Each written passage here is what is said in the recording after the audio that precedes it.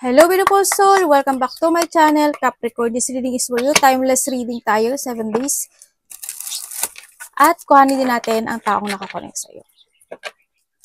Sarili mo, asawa mo, magulang mo, taong nakakonect sa iyo, kapatid mo, anak mo.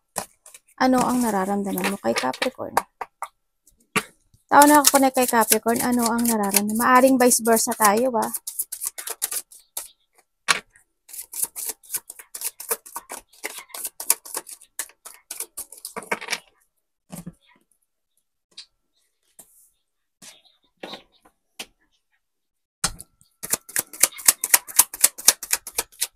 Gulat ako dun Lakas. Bigla ako hinabahan Okay, nararamdaman niya sa iyo, Capricorn. Alam mo yung mahal ka niya Mahal mo rin naman siya. Okay.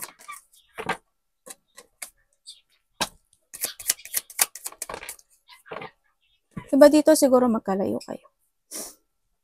Okay, nararamdaman niya sa'yo. Kung kayo is magkahiwalay nitong tao na to, no? Sa nakita ko dito, kahit na magkalayo kayo, ikaw ang nasa utak niya.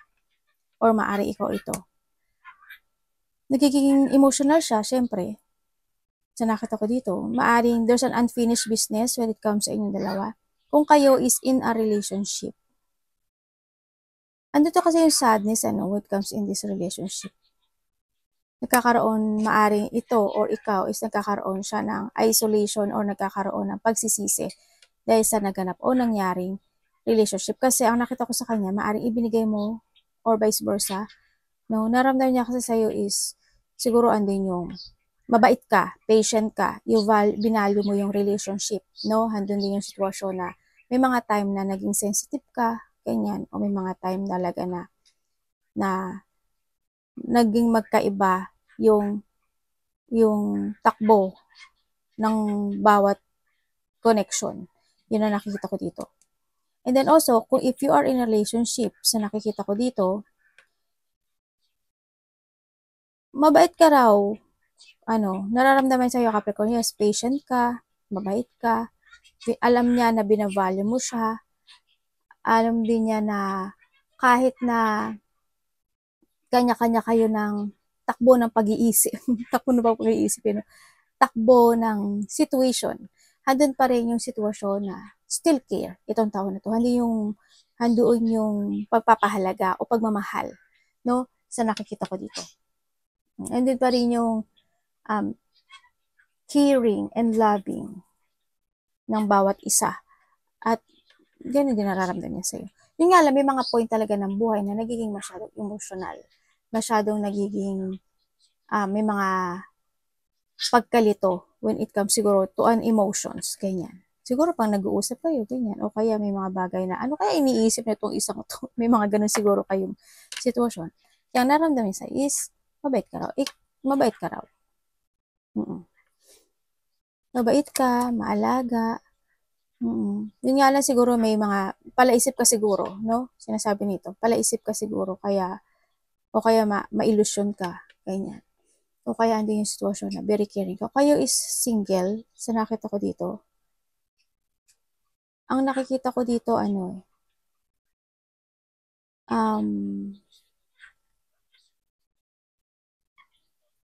sabi dito, mag-focus ka raw sa sarili mo sa family mo muna, ganyan. Yun ang sinasabi dito. Kung may parating,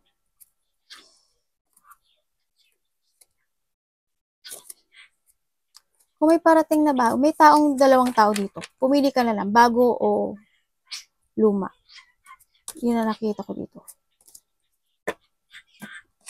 Mag-travel kayo. Anak, wag ka dyan sa ulo. Kinakabahan na ako sa'yo pag sa ulo ka.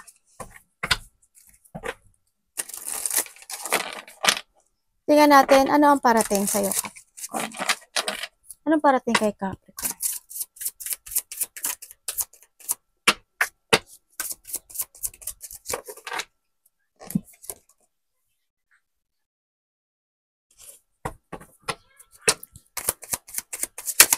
Ano yan, universe?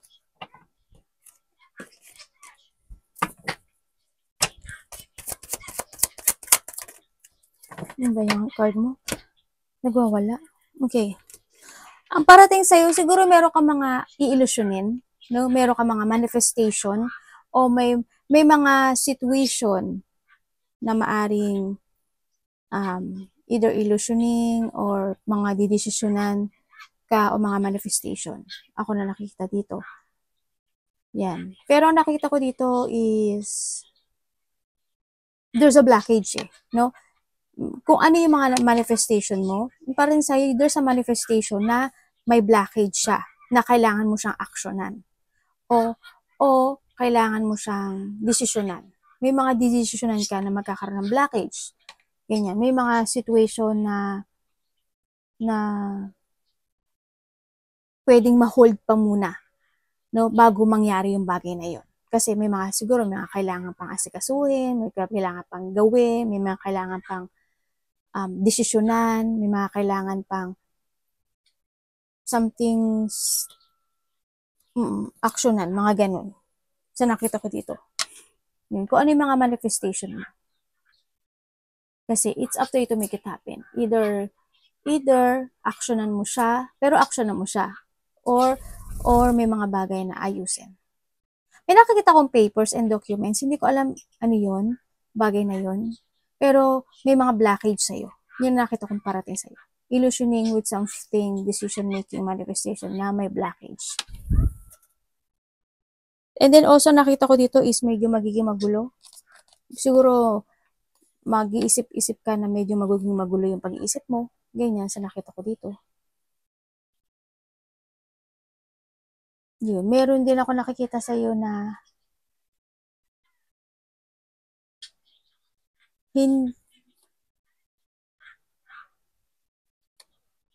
parang hindi ka umaasa na maganap o mangyari yung manifestation na yun.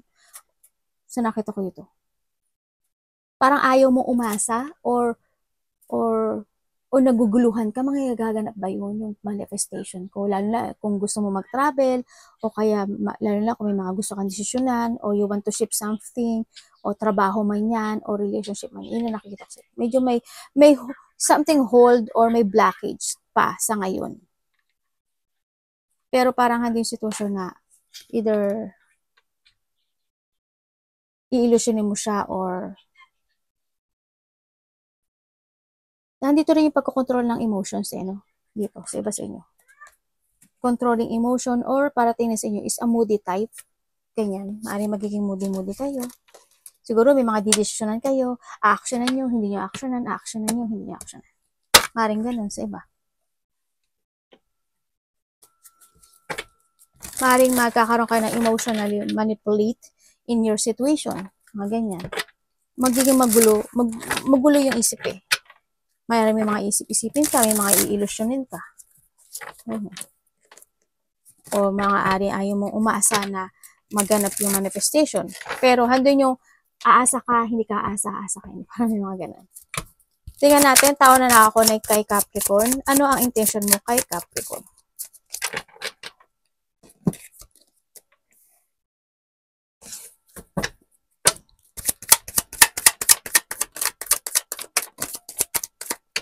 Ano ang action mo intention mo kay Capricorn? Intention. Okay, kung kayo is magkahiwalay nitong tao na to, intention niya sa'yo, gusto niya mag-apology sa'yo. Yun na nakita ko. Nagkakaroon kasi siya ngayon ng kung nagkahiwalay kayo, nagkakaroon siya ngayon ng progressing o nagkakaroon siya na pag-a-analyze dun sa naganap o nangyari, lalo na kung nagkahiwalay kayo nitong tao na to. Yun. Gusto niya ng yun, syempre. Dito. No? Andun yung sitwasyon na nagkakaroon siya ng pagkalito o andun siya sa sitwasyon na nagkakaroon siya ng struggle, no? Para kumonek sa'yo. Kasi nakita ko sa kanya na stuck siya. Or vice versa. Na-stuck siya sa'yo. Pero gusto niya ng union ulit sa'yo. Itong tao na to. Yun. Maring naaalala ka niya, no? Dito. Sa ngayon kasi is, maaring itong tao na to is nagtitiis o nagtitimpi sa ngayon, no? Kasi, maring nalilito siya kung mag-a-action siya or hindi. Yun. Pero gusto niya ng union. Naghihintay siya eh. Wala kanya iniisip. Mahalaga ka raw sa kanya. Gusto niya lang yung beginning sa'yo.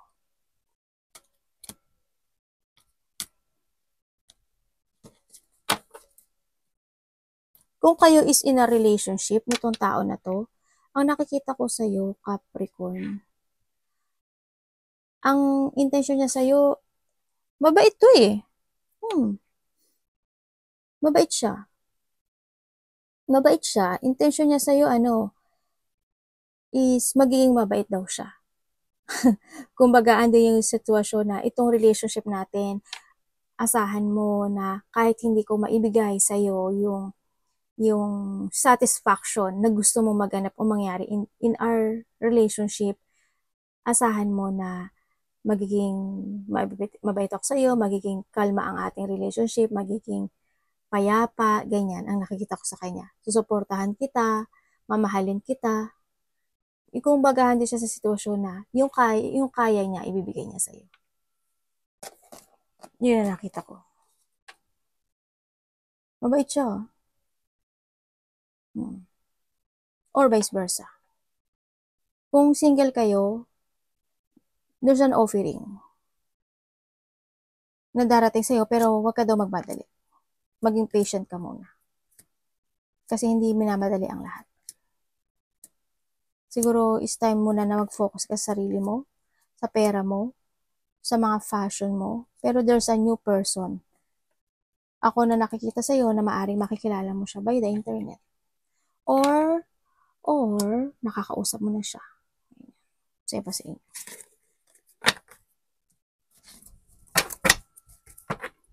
Ano ang dapat iwasan ni Capricorn?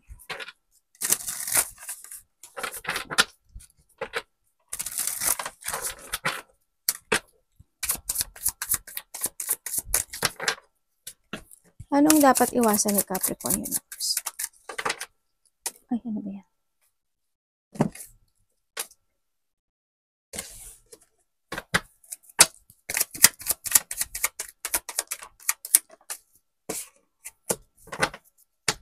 Iwasan mo daw yung isang bagay, isang sitwasyon na tamarin, o kaya isang sitwasyon na malak of plano ka, malak of creativity ka, or hindi ka makapag-focus sa mga plano mo, ganyan. Hindi ka makapag-focus sa mga gusto mong maganap o mangyari into your life, ganyan. And also, iwasan mo din yung magmadali, no? Hindi mo kailangan madaliin yung lahat. Kailangan mo lang is patient to make a choices. O hindi yung mag-trust ka sa intuition mo para magkaroon ka ng mga desisyon na magiging tama. Iwasan mo rin yung panghinaan ng loob, no? O yung mag-isip ng kabiguan into your life, o yung mga bagay na akala mo ay wala nang tutulong sa'yo at wala nang makakaintindi sa'yo. And then iwasan mo rin yung mga bagay na hindi ka magsalita o hindi ka mag-aksyon.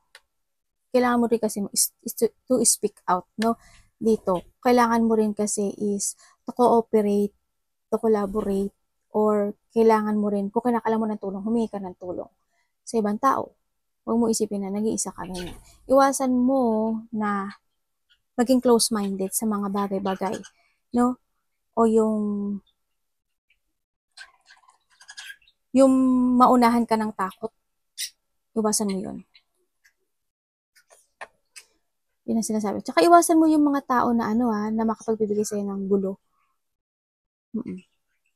Kumbaga kung may mga didinig ka na negativity, hayaan mo lang sila. No? O kung may mga tao na mga masasamang intention sa'yo, ay hayaan mo sila sa gusto nilang manganap. Buhay nila yun. Mag-focus ka na lang sa sarili mo. Ganun. Basta you need to trust sa intuition mo, iwasan mo hindi ka mag-trust sa intuition mo. Kasi yan ang makakapagpapasave ng buhay mo.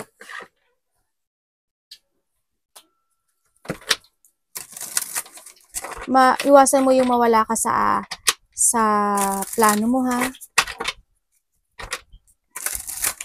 Tsaka yung panghinaan ng loob. Anong nararamdaman mo, Capricorn, sa taong nakakonect sa'yo?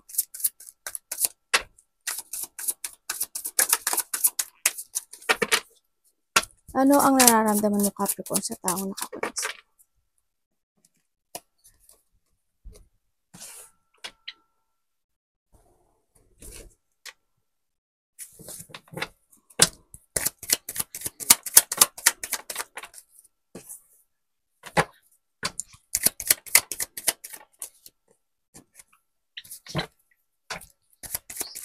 Ang nararamdaman, kung kayo is magkahiwalay nitong tao na to, sa nakikita ko dito, nararamdaman mo sa kanya. No? Oo, may mga point. Kasi andun yung love eh. Andun yung love. Actually, andun yung love. Andun pa rin yung idea na magkaroon ng healing process in this relationship. No, or maaring sa kanya, kung meron siyang sakit, you want to heal this person, o kaya kung may mga pinagdadaanan siya, or kaya in this relationship, ano, kung kayo is nagkahiwalay, no, nitong tao na to, andun pa rin yung love eh. No, andun yung sadness nitong tao to, and gusto niya magkaroon ng healing process o healing situation dito sa relasyon na to. Kung kayo is in a relation, gusto niya kasi ng union, no? Or you want a union. Vice versa tayo. No, ang nakikita ko dito. Andun pa rin yung mga bagay o sitwasyon na kahit na disconnected na kayo or or wala na yung connection ninyong dalawa, hoping pa rin siya na magkaroon kayo ng harmony in this relationship. Kung kayo is in a relationship nitong tao na to, handun yung love, harmony, handun yung, siguro may mga point talaga na nagiging disconnected lang kayo o may mga point na you feeling alone dito sa relationship, ganyan sa nakita ko dito. Pero handun naman yung sitwasyon na nagkakaroon naman ng pagiging okay at the end, no? Dito sa relationship. Kumbaga nagkakaroon naman ng pagkakasundo at the end. Kahit na minsan lang siguro you feel alone or feel disconnected to each other. Nandun naman yung clarity na maaring kasi may ginagawa yung isa, maaring ikaw may ginagawa ka, mga ganun. No? May mga dapat unahin, may mga dapat asikasuhin, may mga ganun sitwasyon. Kung kayo is single, ang nakikita ko dito sa relasyon, kung single kayo,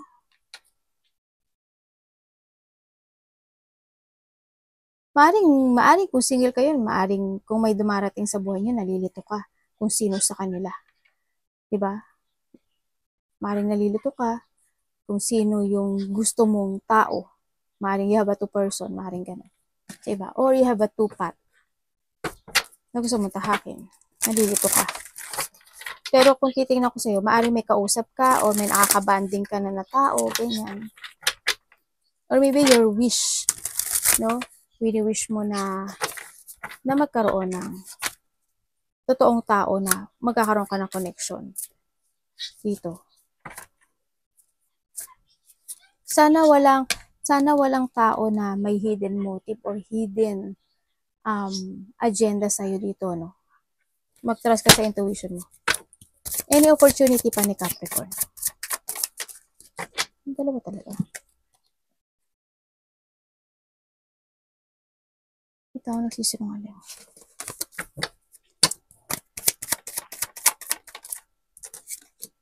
May taong mahalaga sa'yo o pinapahalagahan mo. Maaring kasama mo sa trabaho, maaring nakakausap mo na siya, no?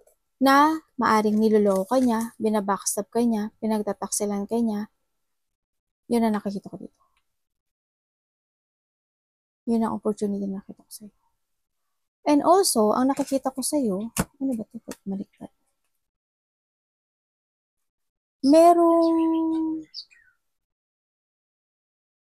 There's a deep one din, no? There's a deep one situation or may battle kang susuungin o meron kang haharapin na isang bagay, isang sitwasyon sa buhay mo na pwedeng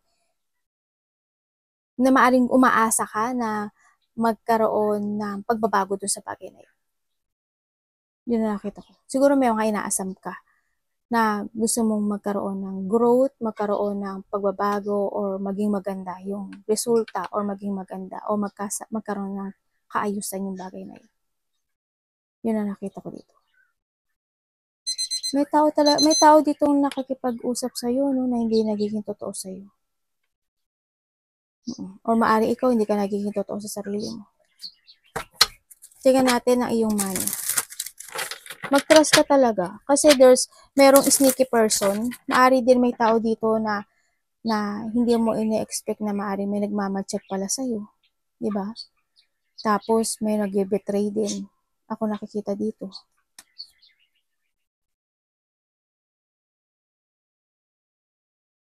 May sneaky person.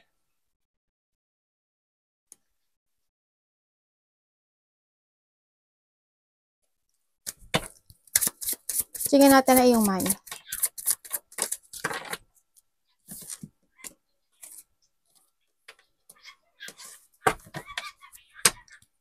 When it comes sa money mo, malungkot. Malungkot. Universe na to. Okay. When it comes sa money, ang nakikita ko sa'yo, minavalue mo naman yung money. Binavalue mo yung money. Yun nga lang, hindi siya ganun kalaki yung, expectation or yung laking pagbabago. Hindi ganun siya kalaki. Sa nakikita ko dito. Kumbaga, stagnant ito. Yun ang nakita ko. Maaring, kasi, law of energy, itong money mo this time, maaring namamanipulate ka ng situation mo. Sa nakita ko dito, maaring may mga pinagbibigyan ka, ganyan. Maaring may problema kayo sa pera, o kaya andin yung sitwasyon talaga. There's a hardship situation when it comes sa money. Kung titinaw kasi ito, hindi siya ganun nag-growth, no? It's more of dissatisfaction, sadness, maaring nagkakaroon, may dumarating man, pero namamanipulate ka ng bagay. Yan, sa nakita ko dito. Nalalack of structure kasi ito eh. Kumbaga, hindi pinapahalagahan mo, pero siguro nga may tinutulungan ka o may pinagbibigyan ka. Yun ang nakikita ko sa'yo dito. Pero sa tanong mo sa akin kung there's a growth ate, hindi ko pa nakikita. Sorry, pero hindi ko nakikita yung growth niya dito. Maaring may mga routine when it comes sa money na may misalign. Maaring this week sa nakikita ko dito or kung kailan mo ito mapapanood, no? Maaring may mga pagkakagastusan ka when it comes sa money dito. Maaring may isang tao na mahalaga sa iyo na bibigyan mo ng pera or pagkakagastusan mo. May ganun. Mayroong isang sitwasyon na mamamanipulate ka dito. May paglabas kasi ng money. Yun na nakita ko sa'yo. Sana hindi kayo lahat. Sana hindi mo to energy. Diba? Alam ko naman na araw-araw tayo nagkagastos. Pero ang nakikita ko dito is may mga sitwasyon na mamamanipulate ka. Sorry ha, hindi ko nakita yung success eh. Sa nakita ko, hard siya.